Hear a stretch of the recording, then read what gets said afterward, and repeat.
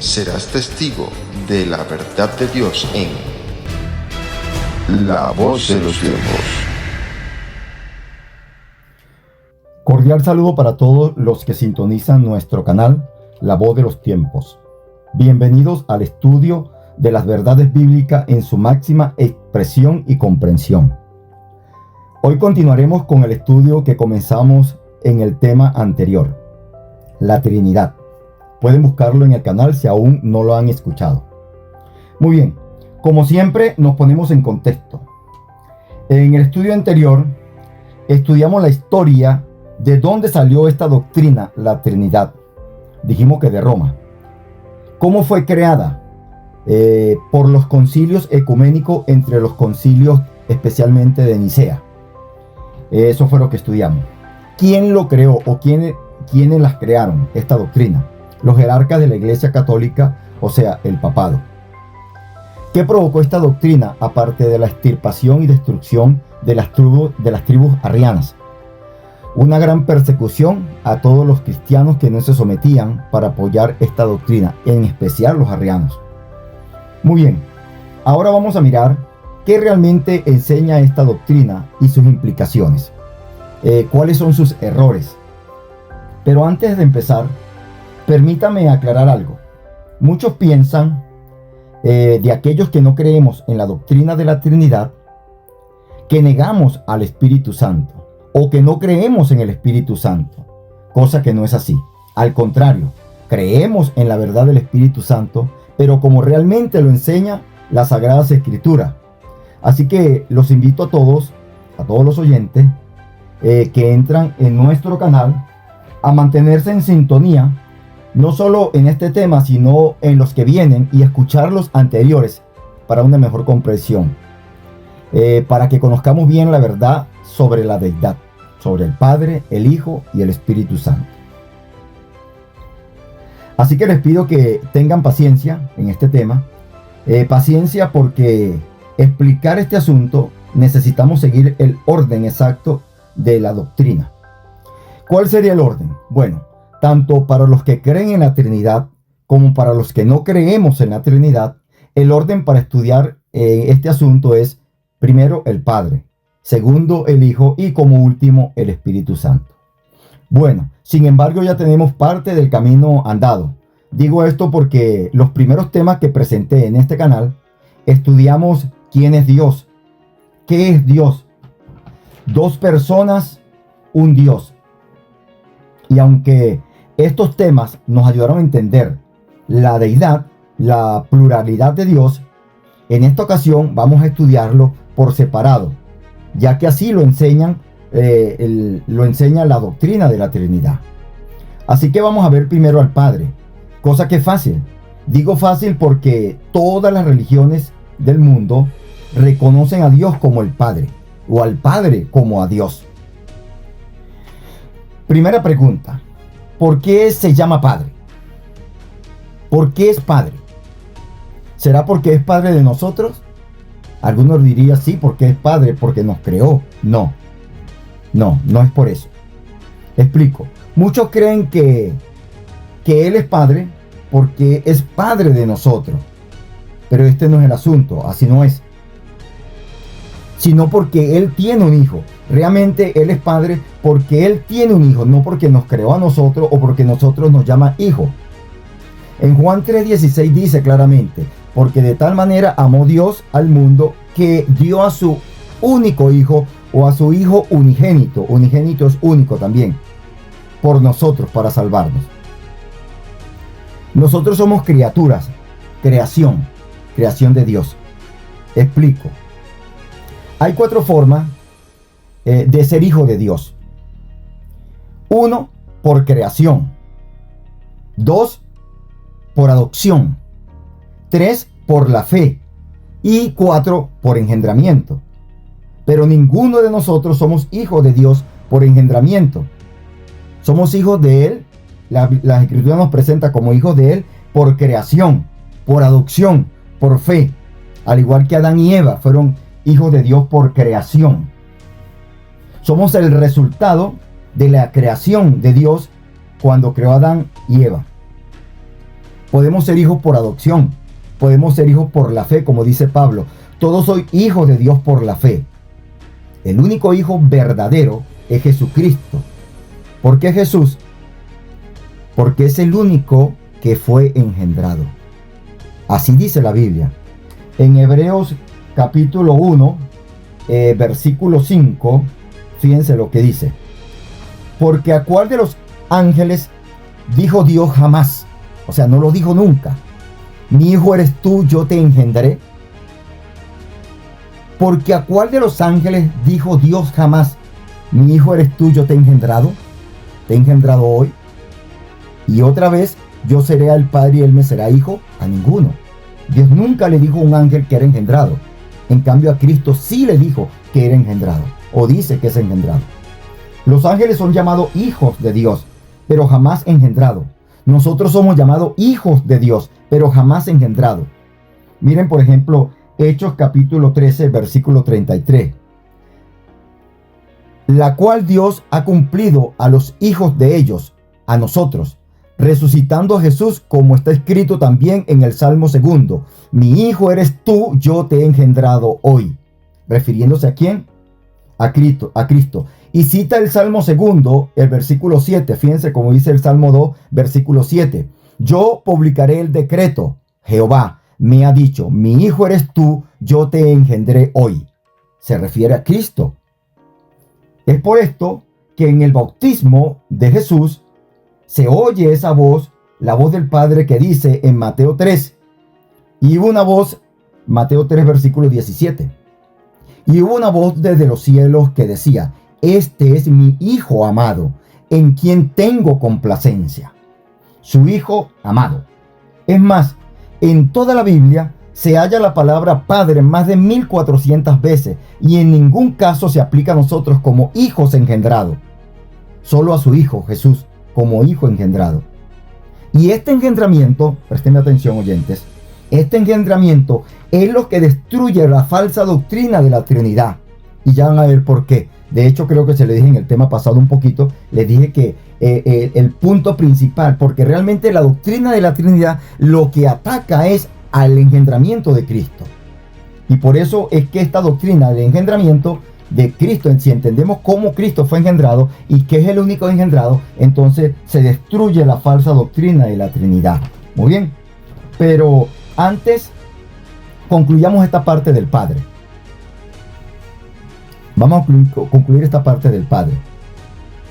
Él es Padre no por nosotros, es porque tuvo y tiene un hijo único, no creado, como enseñan los testigos de Jehová de que el Hijo es creado, como también enseñan los arrianos, sino un hijo engendrado. Ok, para esto tenemos que explicar el engendramiento, o qué es engendramiento, qué entendemos nosotros, o cómo se entiende en la Biblia qué es engendramiento. Algunos textos nos van a ayudar. Por ejemplo, Isaías, el capítulo 39, versículo 7 dice: de tus hijos que saldrán de ti y que habrás engendrado, tomarán y serán eunucos en el palacio del rey de Babilonia. De tus hijos que saldrán de ti y que habrás engendrado, tomarán y serán eunucos en el palacio del rey de Babilonia. En Segunda de Reyes se repite, creo que este mismo versículo, pero vamos a leerlo. Aquí estamos en Isaías, vamos a Segunda de Reyes 20:18. Y de los hijos que saldrán de ti engendrados, tomarán y serán eunucos en el palacio del rey de Babilonia. Estos textos y muchos más nos muestran que engendrar es tener hijos que salen dentro de nosotros, están dentro de nosotros, y a través de nuestros códigos genéticos, de nuestras células sexuales, engendramos, reproducimos hijos a nuestra imagen y nuestra semejanza. O sea, nuestros hijos salen de dentro de nosotros. Engendrar es tener hijos que vengan de nosotros, que están dentro de nosotros. Y en ningún momento Dios sacó a Adán dentro de su ser, ni a Eva la sacó dentro de su ser.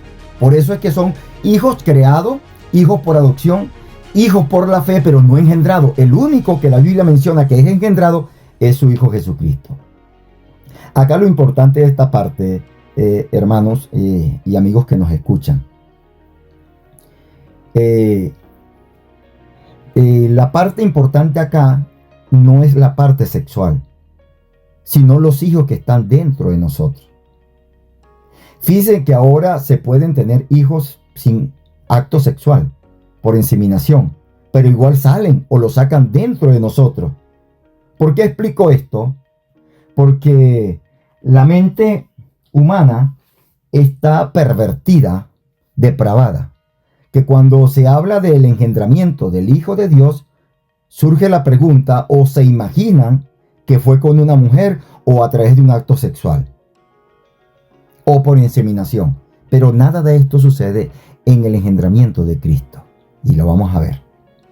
Aunque es cierto que Jesús fue engendrado la segunda vez en una mujer, en María, tampoco fue por voluntad o varón, voluntad de varón, voluntad humana. No hubo sexo en ese engendramiento de Cristo en su madre María. Vamos a leerlo allí en Mateo capítulo 1, versículo 20. Y pensando en esto, he aquí un ángel del Señor le apareció en sueño y le dijo: José, hijo de David, no temas recibir a María tu mujer, porque lo que ella es engendrado del Espíritu Santo es. ¿Se dan cuenta? Que no era voluntad de varón. José estaba asustado más bien, porque no la había tocado y ya estaba embarazada. Muy bien. Digo engendrado por segunda vez, porque Jesús fue engendrado por primera vez en el cielo. Él tuvo dos engendramientos. Uno, o el primero, fue en la eternidad pasada, que es la que vamos a estudiar y estamos estudiando. Y el segundo, cuando vino a esta tierra como hombre a salvar al hombre. Por eso se conocía como el Hijo del Hombre y el Hijo de Dios. Él cuando vino a esta tierra ya era hijo. Por eso dice el texto: de tal manera amó Dios al hombre que envió a su único hijo. O sea, cuando él venía, cuando él llegó, cuando vino la primera vez, él ya venía como hijo, porque él fue engendrado en eternidad, antes de que todas las cosas sucedieran, antes de que todo fuera creado. De hecho, todo fue creado por él, por el que fue engendrado. Entonces vino a ser hijo de los hombres al engendrarse en María. Igualmente, en este engendramiento con María, que estuvo allí en el vientre de María, no hubo voluntad de varón, no hubo un acto sexual, no hubo sino un misterio en cuanto al engendramiento por medio del Espíritu Santo, que más adelante vamos a estudiar. Un misterio que ha sido revelado también. En ambos engendramientos hay misterios, eso no lo podemos negar. Aunque ha sido revelado en las Escrituras y se entiende, como dice el apóstol Pablo, el misterio oculto que no fue revelado. El misterio oculto que no fue revelado.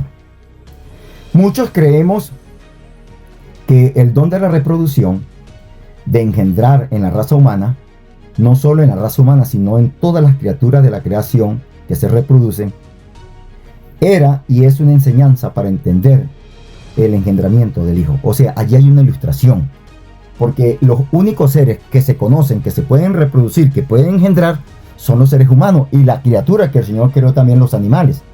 Y creemos que allí hay una enseñanza, hay una ilustración para entender el engendramiento del Hijo de Dios. No en el acto de engendrar, sino en dónde está el engendro y de dónde sale el engendrado. No en la forma de hacerlo, sino de esta manera. Me explico. Muy bien. De hecho, somos la única raza que se reproduce, que engendra hijos. No se conoce otra, ni los ángeles, ni los querubines, ni los serafines engendran hijos.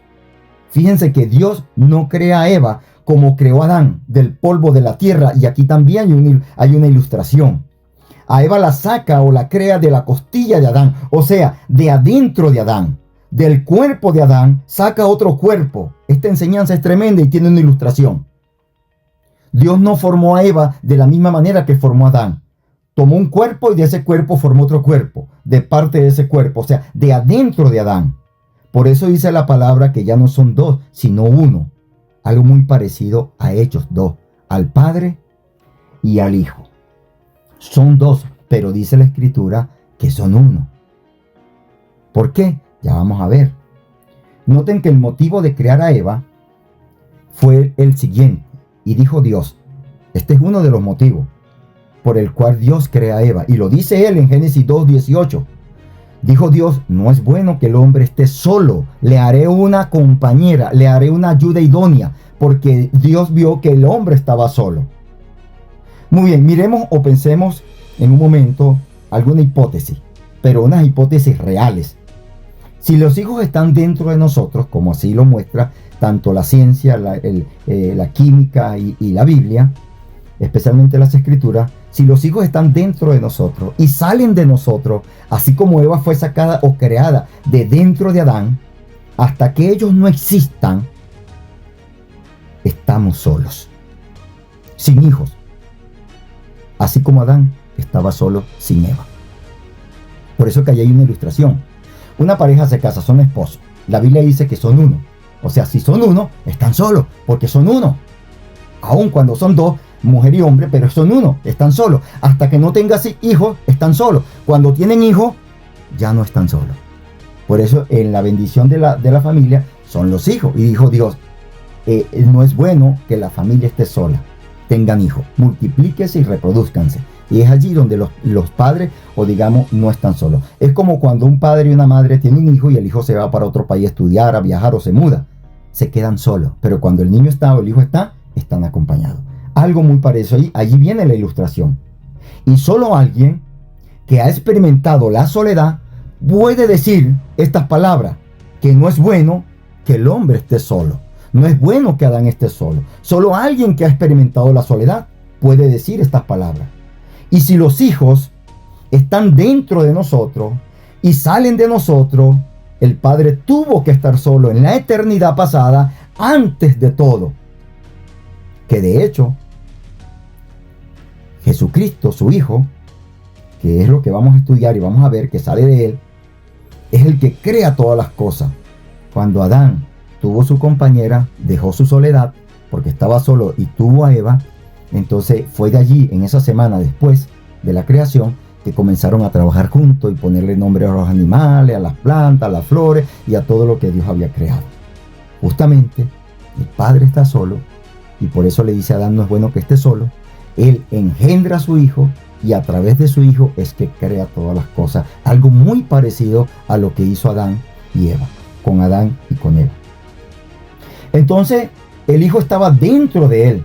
Existía dentro de él porque los hijos existen dentro de los padres, dentro de nosotros. Y fue engendrado, no por voluntad humana, sino por voluntad divina.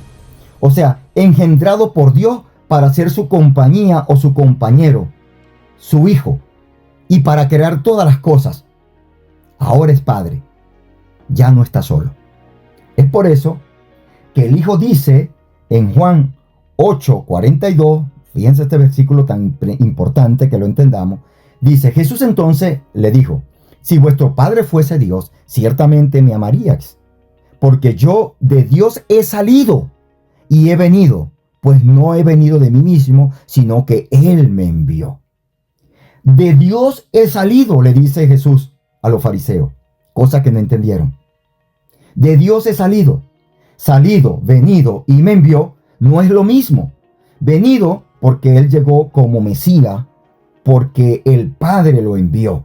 Pero salido estaba diciéndole que había salido del Padre, que estaba dentro del Padre y que el Padre lo engendró y que Él era su Hijo. Veamos otro texto que nos ayuda a entender más esto. Marcos 5:30. Luego Jesús, conociendo en sí mismo el poder que había salido de Él, volviéndose a la multitud, dijo, ¿quién me ha tocado? Mis vestidos. Ustedes recordaron este incidente de la mujer enferma, que lo tocó y algo salió de él. O sea, salido es que sale de dentro. Si sale porque está dentro, no está afuera. ¿Ok? ¿De dónde salió ese poder? De dentro de él. Estaba dentro de él y salió. Marcos 7:29. Entonces le dijo, por estas palabras, ve, el demonio ha salido de tu hija. ¿Dónde estaba el demonio? Dentro de la niña. ¿Y qué Jesús le dijo? Que había salido. ¿Salió de dónde? De dentro. Lucas 8:33. Y los demonios salidos del hombre entraron en los cerdos y el hato se precipitó por un despeñadero y luego se ahogó. Los demonios salieron del hombre y entraron en ¿De dónde salieron? Del hombre. ¿En dónde estaban? Dentro. Y salieron y entraron. Entrar y salir. Aquí se muestra cuál es el contexto y cómo se entiende esta palabra. Cristo salió dentro de Dios. Esto se conoce como engendramiento o engendrado. El Hijo de Dios fue engendrado, es engendrado.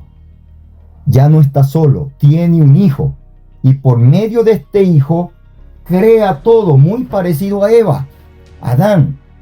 Dios saca a Eva de la costilla de Adán para que juntos no crean, pero le crean los nombres a los animales, le crean los nombres a las plantas, a las flores y a todo lo que veían le colocaban nombre. ¿Por qué? Porque ella, su ayuda idónea, era su otro yo, y así lo dice las Escrituras. Muy bien, espero que hayan entendido esta parte del engendramiento, porque justamente entender que Cristo fue engendrado destruye la teoría de la Trinidad. ¿Por qué? Porque la Trinidad no cree que el Hijo fue engendrado, porque si fue engendrado no puede ser Dios. ¿Por qué no puede ser Dios? Porque Dios es coeterno, no es engendrado. Dios no puede ser ni creado ni engendrado. Dios tiene que ser coeterno. Y en cierta manera esto es verdad. ¿Qué significa coeterno? Vamos a explicarlo rápidamente. Coeterno significa que tiene existencia propia, que existe por sí mismo. Nadie lo formó, nadie lo creó, nadie lo engendró. Eso es ser Dios. Isaías 43:10. Fíjense que dice: vosotros sois mis testigos, dice Jehová, mi siervo que yo escogí, para que me conozcáis y creáis y entendáis que yo mismo soy. Antes de mí no fue formado, creado o engendrado Dios, ni lo será después de mí. Dios no es creado, Dios no es engendrado, es coexistente por sí mismo. Es más, para ser Dios, tienen que tener ciertos atributos, y vamos a mencionar algunos. Primero, omnipotente. ¿Qué significa esto? Que todo lo puede. Segundo, omnisciente. ¿Qué significa esto? Que todo lo sabe. Tercero, omnipresente. ¿Qué significa esto? Que está en todo lugar. Cuarto, que es el que estamos estudiando, coeterno. ¿Qué significa esto? O sea, que existe por sí mismo, no tiene ni principio ni fin. Por esta razón, para los trinitarios, el Hijo, que es la segunda persona en la Trinidad, no es engendrado. Es coeterno. Y al no ser engendrado, entonces no es hijo. Para ellos lo llaman hijo. Pero en un plan, en un rol que está en las conclusiones trinitarias de ellos, en un plan, en un rol o en un papel que él desempeña, que hace para salvar a la humanidad. Mas no es hijo literal. Y ya se los voy a leer. Entonces la Trinidad enseña que el Padre es un ser coeterno, existe por sí mismo, que el Hijo es un ser coeterno, que existe por sí mismo, que el Espíritu Santo también es un ser coeterno y que también existe por sí mismo. Bueno, del Espíritu Santo vamos a estudiar luego. Ese es el tercer estudio que vamos a tener. La Biblia enseña que el Hijo es engendrado. Ya lo leímos. Que salió del Padre. De adentro de su Padre, de adentro de Él. Leamos algunos textos para que veamos que hasta los demonios reconocían este engendramiento a Cristo como el Hijo de Dios. Marcos 10:11, rápidamente. Y los espíritus inmundos al verle se postraban delante de Él y daban voces diciendo: tú eres el Hijo de Dios. ¿Ustedes creen que un demonio se le va a postrar si no es el Hijo de Dios? ¿Y le va a decir Hijo de Dios, no siendo Hijo de Dios? No, ellos sabían que era Hijo de Dios. Lucas 4:41. También salían demonios de muchos dando voces y diciendo: tú eres el Hijo de Dios. Pero él les reprendía y no les dejaba hablar porque sabía que él era el Cristo. Saben que Jesús, empezando su ministerio, los demonios lo querían delatar, que él era el Hijo de Dios, que era el Cristo, pero él no quería que lo supieran tan rápido porque lo iban a matar y él tenía que cumplir una misión. Y eso está ya ahí en la Biblia también. Y lo vamos a ver ahorita también. Juan 5:25. De cierto os digo, viene la hora, y la hora es cuando los muertos oirán la voz del Hijo de Dios, y los que oyeren vivirán. O sea, hasta los muertos reconocen y escuchan la voz del Hijo engendrado de Dios. Juan 9:35. Oyó Jesús que le habían expulsado, y hallándole le dijo: ¿crees en el Hijo de Dios? Respondió él y dijo: ¿quién es, Señor, para que yo crea en él? Le dijo Jesús: pues le has visto, y el que habla contigo, él es. Y él dijo: creo, Señor, y le adoró. Qué tremendo, qué bonito esta parte acá. Muy bien, el otro texto lo conseguimos en 1 Juan 4:15. Dice: todo aquel que confiesa que Jesús es el Hijo de Dios, permanece en él y él en Dios. Los trinitarios no confiesan que Jesús es el Hijo de Dios. No es solamente decir que es Hijo de Dios, sino creer que lo engendró, que lo tuvo dentro de su ser y que salió del cuerpo de él, del Padre. No es creer que es un hijo por título o por un plan que están haciendo. En 1 Juan 5:5, ¿quién es el que vence al mundo sino el que cree que Jesús es el Hijo de Dios? ¿Quién va a vencer el mundo? El que crea que Jesús es el Hijo de Dios. 1 Juan 5:12. El que tiene al Hijo tiene la vida. El que no tiene al Hijo de Dios no tiene la vida. Ahora, aquí viene algo muy importante en esta otra cita que les voy a mostrar para ir terminando. Mateo 16:16. Ustedes recuerdan la ocasión en que Cristo se reunió con sus discípulos. En esa reunión hubo una charla donde Jesús les pregunta: ¿qué dice la gente? ¿Quién soy yo? Y ellos respondieron: uno dice que eres Elías, otro dicen que eres un profeta, etcétera, etcétera. Y entonces Jesús les respondió: ¿y vosotros qué decís? ¿Quién soy yo? Entonces dice en Mateo capítulo 16, versículo 16, respondiendo Simón Pedro dijo: tú eres el Cristo, el Hijo del Dios viviente. Entonces le respondió Jesús: bienaventurado eres Simón, hijo de Jonás, porque no te lo reveló carne ni sangre, sino mi Padre que está en los cielos. Y si ustedes siguen leyendo allí, Jesús les prohibió que dijeran eso. ¿Por qué? Porque no había llegado su hora. Hasta Pedro lo reconoció, pero Jesús le dijo: esto no lo aprendiste por ti, ni porque lo leíste, sino porque mi Padre te lo tuvo que haber revelado, o mi Padre te lo reveló, que yo soy el Hijo de él. Porque él sí sabía que era el engendrado del Padre. Así que creer, como lo dice la doctrina de la Trinidad, de que Cristo es coeterno, que no es engendrado, es decir, que él es decir que él no es el Hijo de Dios. O sea, decir que, como dice la Trinidad, que él es coeterno y que no es engendrado, es decir que no es Hijo de Dios, aunque lo llamen hijo. Repito, en la Trinidad, él no es hijo, lo llaman hijo por un plan que se hizo en el cielo para salvar al hombre. Eso es lo que ellos enseñan en sus conclusiones trinitarias. En la misión que supuestamente tenía que traer uno de los tres seres coeternos. Alguno tenía que tomar o hacer este rol. De hecho, al no ser hijo él, en la doctrina de la Trinidad, entonces el Padre no es Padre porque nunca tuvo un hijo. El Padre también tiene que ser un título, y justamente así lo enseñan las conclusiones trinitarias. Dicen que el Padre no es un título que él toma porque realmente él es un Dios coeterno, pero para salvar al hombre, bueno, vamos a leerlo para que ustedes vean las definiciones trinitarias. Voy a leerlo acá rápidamente. Un plan de salvación fue establecido en el pacto hecho por las tres personas de la Trinidad, quienes poseían los mismos atributos por igual, a fin de erradicar el pecado y la rebelión en el universo, restaurar la armonía y la paz. Uno de los seres divinos de la Trinidad aceptó y tomó el papel de Padre. Tomó el papel de Padre, aunque no lo era. Otro el papel de Hijo, y el ser restante, el Espíritu Santo, también debía participar en la ejecución de este plan de salvación. Todo esto ocurrió antes de que el pecado y la rebelión entrasen en el cielo. Por aceptar los roles que el plan requería, los seres divinos no perdieron ninguno de los poderes de la deidad en cuanto a su existencia eterna y otros atributos.